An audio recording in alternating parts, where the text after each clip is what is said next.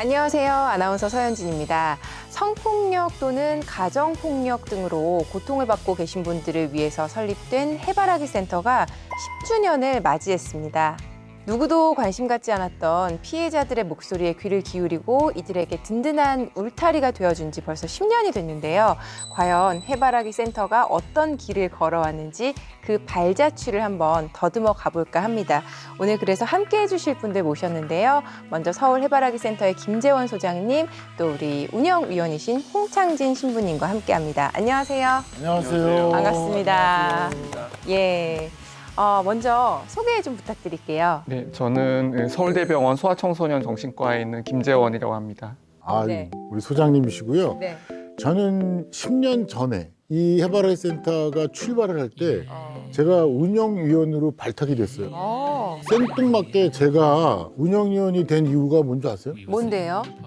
우리 서울 해바라기 센터의 홍보대사가 네. 손현주라는 배우예요. 친하시잖아요. 그래서 손현주를 섭외해 왔기 때문에 운영위원이 된 거예요. 지인 찬스로 운영위원까지 되신 그러니까요. 거예요. 손현주 배우가 떠나지 않고 있기 때문에 아직까지도 존재하고 있습니다. 네. 운영위원 홍창진 신부입니다. 알겠습니다. 우리 소장님은 정작 굉장히 본인 소개가 짧으셨는데 너무 기셨어요. 정말 중요한 분이시기 때문에 그때 당시 이제 드라마에서 손현주 씨가 매 맞는 남편 역을 많이 했잖아요. 기억이 나요. 그래서 가정폭력이 어떻게 보면 좀 상징에 해당하는 그런 분이었기 때문에 저희가 홍보대사로 좀 모시고자 부탁을 드렸었습니다. 해바라기 센터에 대해서 잘 모르는 분들도 계실 것 같아요. 우리 김재원 소장님께 소개를 간략히 부탁드릴게요. 네, 해바라기 센터는 이제 성폭력, 가정폭력, 성매매 피해자들을 위해서 365일 24시간 동안 이제 상담, 증거 채취와 같은 의료 지원, 심리, 수사와 같은 지원을 이제 원스톱으로 제공하는 센터라고 할 수가 있습니다. 근데 말씀을 들어보니까 정말 그 피해자들에게는 꼭 필요한 그런 곳이 아닐까라는 생각이 들어요. 근데 그러면 해바라기 센터가 없었던 시절에는 이거를 피해자 혼자서 다 해야 했던 건가요? 저 해바라기 센터가 있기 전에는 피해자와 가족들이 뭐 경찰, 변호사, 병원 등을 일일이 찾아다녀야 되고요. 더 큰 문제는 이제 갈 때마다 자신의 피해에 대해서 진술을 해야 되는데 너무 괴로웠겠네요. 반복적으로 진술을 하면 그것이 또 2차 피해 가능성이 높기 때문에 네. 피해자와 가족들에게 정말 힘든 일이었죠. 요즘은 딱 해바라기 센터가 원스톱이기 때문에 딱 접수가 되면 아예 경찰의 인원이 해바라기 센터에 파견되어 나와 있기 때문에 경찰 업무가 여기서 시작되는 거예요. 그다음에 서울대 병원 안에 있는 시설이에요. 네. 그래서 서울대 병원 안에서 급하게 치료해야 될 부분은 바로 선생님들이 하고 또 상담원들이 항상 서울 해바라기 센터 안에 근무하고 있기 때문에 네. 원스톱의 실체라는 것이 이제 이런 모습이거든요. 정말 피해자들한테는 일단 해바라기 센터만 연결이 되면 심리적 안정감이 생기고 사건이 모두 해결돼서 정신적인 치료를 받는 것까지 모두 이루어지는 그런 센터예요. 그런 피해를 입지 않는 게 가장 중요하겠지만 만약에 이제 그 상황이 된다면 가장 먼저 떠올려야 할 곳이 아닌가 싶습니다. 근데 이렇게 원스톱으로 모든 걸 이렇게 다 지원하고 진행을 하려면 다양한 인재들이 좀 모여야 될 것 같다는 생각이 드는데요. 상담직, 그다음에 간호직들은 이제 의료 지원을 맡고요. 그다음에 심리직에서는 뭐 심리평가 치료를 지원하고 수사는 말씀하신 것처럼 서울지방경찰청에서 파견을 나와 있습니다. 행정직 이렇게 25분 정도로 구성이 되어 있어요. 그리고 병원에서는 정신과 전임의, 산부인과 전공의 전임의들이 피해가 있을 때 와서 진료를 하고 있고요. 네. 센터장님은 서울대 병원장님이 맡고 계십니다. 정말 이렇게 다양한 직군의 전문 인력들이 사명감 하나로 모였습니다. 어느덧 10년이 지났고요. 지난 10년간 이 해바라기 센터를 찾은 피해자분들에게 이곳은 어떤 의미였을까요? 함께 만나보시죠. 약간 목발 같은 처음엔 그런 느낌이었어요. 그러니까 목발이 뭔가 보조 그런 느낌이잖아요. 그래서 혼자서는 조금 걷기 불편한데 약간 그런 느낌이 들었고, 근데 나중에서는 뭔가 둥지 같은 느낌이 들기도 했어요. 가면은 마음 편안해지고 좀 뭔가 리프레시 되는 그런 것도 있고 뭔가 그런 느낌이 들었어요. 그래서 점점 되게 의지가 많이 되고 정신적으로 좀 지지를 많이 해줬던 존재였고 혼자서도 일어나고 해야겠구나 뭐 그런 생각이 들게 해줬던 곳이에요.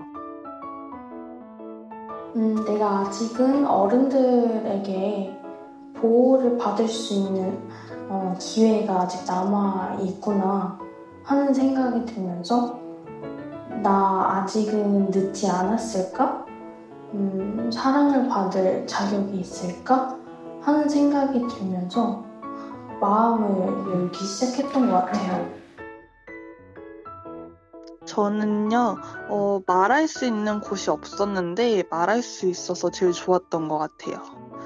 그때 왔었을 때가 되게 뭔가 지쳐 있었고 아무도 듣는 사람이 없어가지고 뭔가 그냥 다 포기하고 살아야 되겠다. 그냥 어쨌든 남들한테도 다 일어나는 일이다 생각하고 그냥 덮어두고 사려고 그랬던 것 같은데 아마 그렇게 살았으면은 좀 망가지거나 아픈 상태에서 살았을 거예요. 근데 말하고 나서 약간 홀가분해지고 정리가 돼가지고 조금 더 성장하고 조금 더 앞을 갈 수 있는 그런 걸로 달라졌고 좋았어요.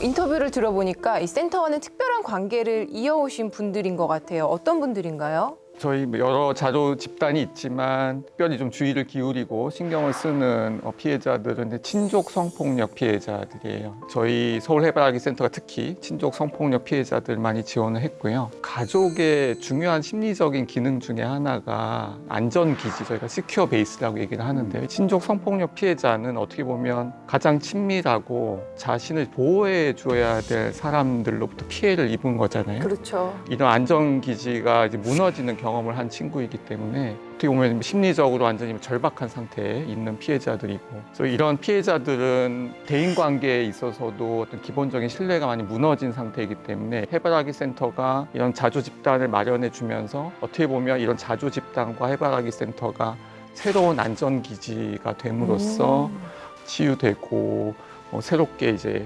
성장하고 회복할 수 있는 기회를 마련할 수 있지 않았나 이렇게 생각합니다. 네. 친족 피해자 자주 친족 피해를 입은 친구들끼리 모이는 거예요. 네. 친족이라고 그러면 우리는 뭐 삼촌인가 사촌인가 이렇게 생각할 수 있지만 오히려 친부 뭐 이렇게 더 가까운 관계분들이 많아서 이런 피해를 당한 친구들은 절대 어디 가서 얘기 못해요. 그런데 이 자조 모임에 오면은 같은 입장이기 때문에 그들 안에서는 가장 안정된 기반이에요. 정말 그 친족 성폭력 피해자들의 경우에는 수치스럽고 사회적인 비난 이런 것들이 두려워서 은폐가 되는 경우들이 굉장히 많다고 들었습니다. 이분들이 센터에 도움을 요청했을 때 구체적으로 어떤 도움을 주시나요?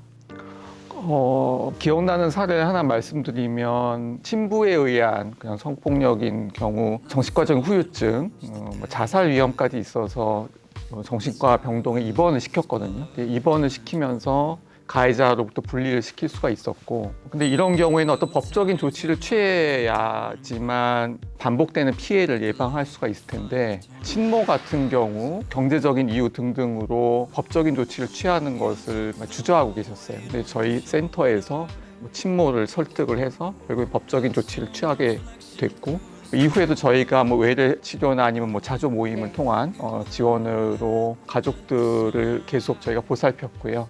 가족이 좀 안정될 수 있게 저희가 뭐 끝까지 도왔던 뭐 그런 사례가 있습니다. 참 정말 그 외에도 도움이 절실한 분들이 정말 많을 것 같아요. 그런 피해자분들이.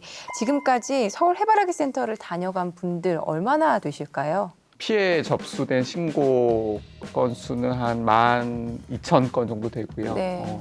총 지원 건수는 한 11만 건 정도 됩니다. 정말 고생을 많이 하셨습니다. 10년 동안 정말 열악한 환경임에도 불구하고 지난 10년간 성폭력 피해자를 위한 행보를 멈추지 않고 꾸준히 이어오셨습니다. 가장 기억에 남는 변화가 있다면 어떤 게 있을까요? 공교롭게도 사회적으로 크게 일어났던 그 사건이 있었어요.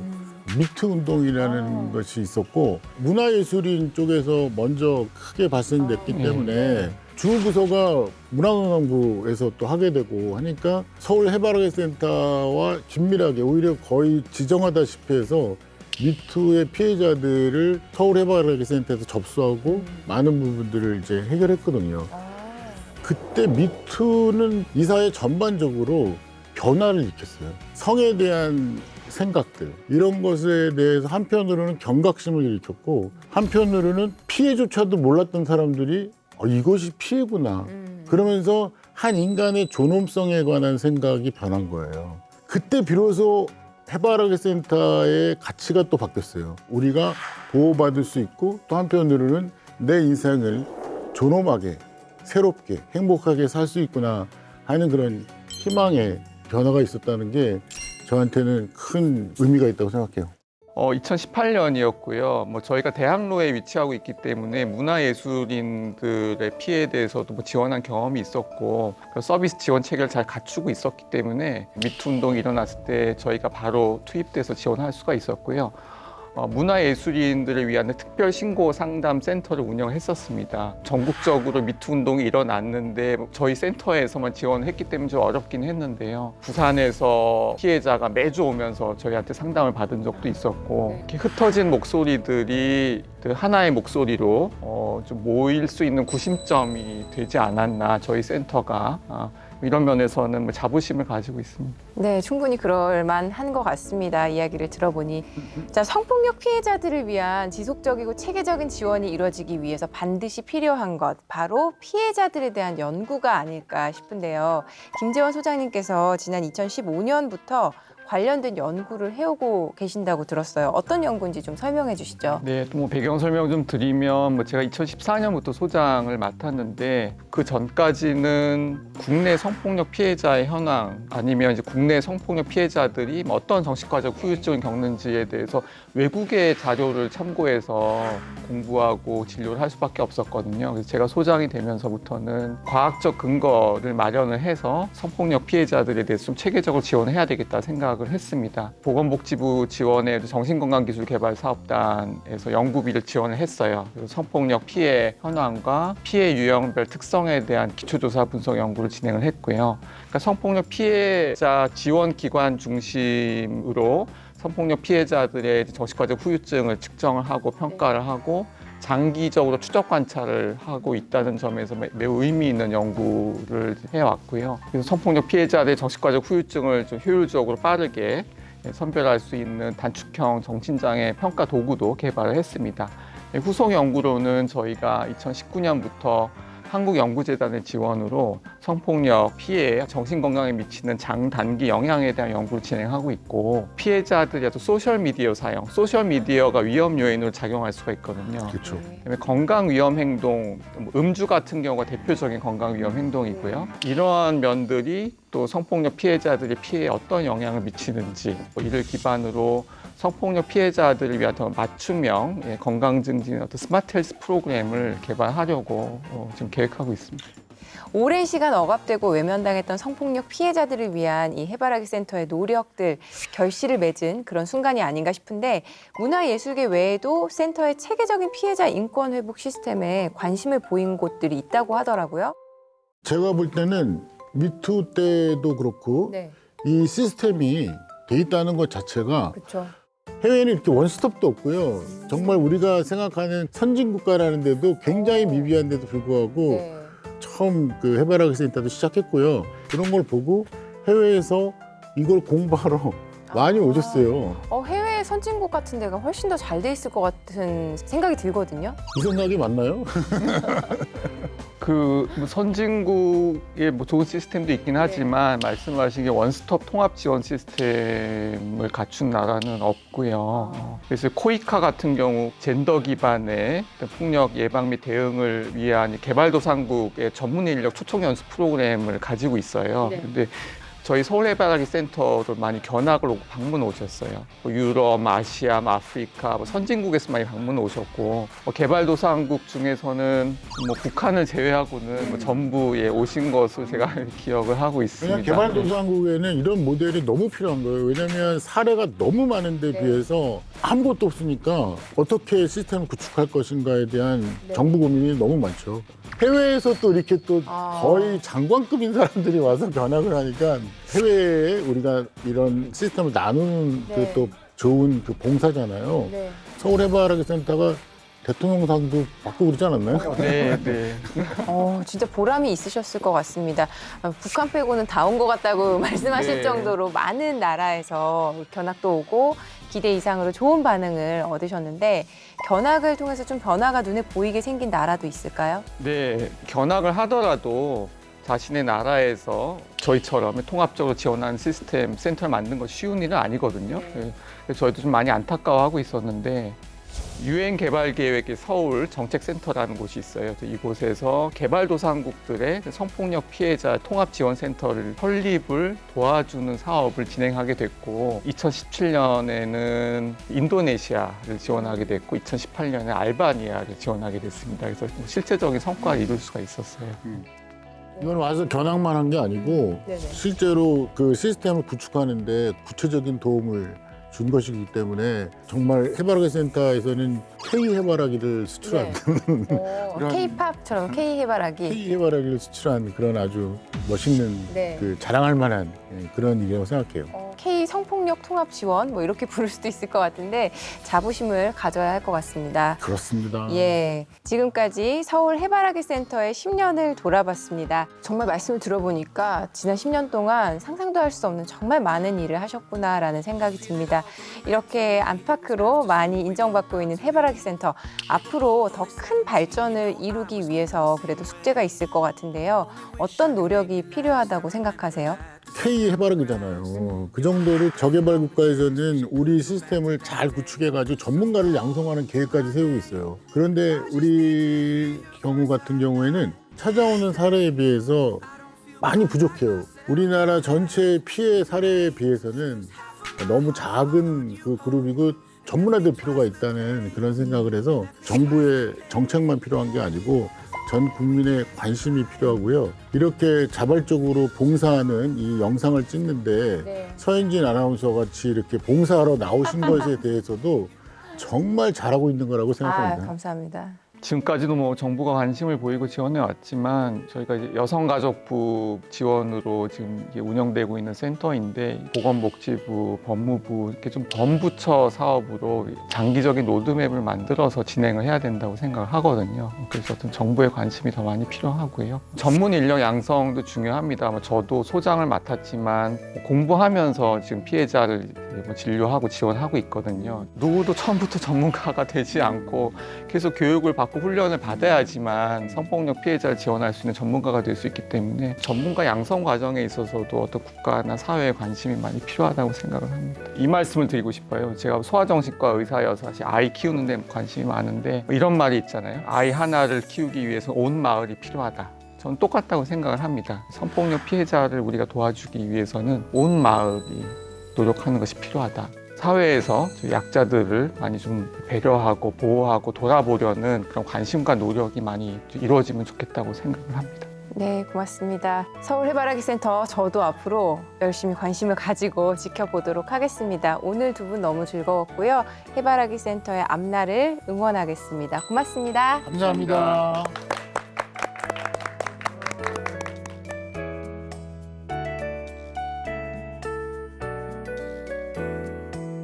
그때 제가 제 옛날에도 그 종이 같은 거에 적었었던 게 있는 것 같은데 부당한 죄책감을 갖지 말라고 말하고 싶어요. 그러니까 죄책감이나 뭔가 숨겨야 되고 그런 거는 가해자가 그렇게 생각을 해야 되는 거지 피해자가 그렇게 고민할 문제가 전혀 아니라는 거를 알아줬으면 좋겠고 그래서 많이 마음을 닫지 않았으면 좋겠다, 포기하지 않았으면 좋겠다라는 생각이에요. 그리고 한 번만 더 용기를 냈으면 좋겠다라는 그런 마음입니다.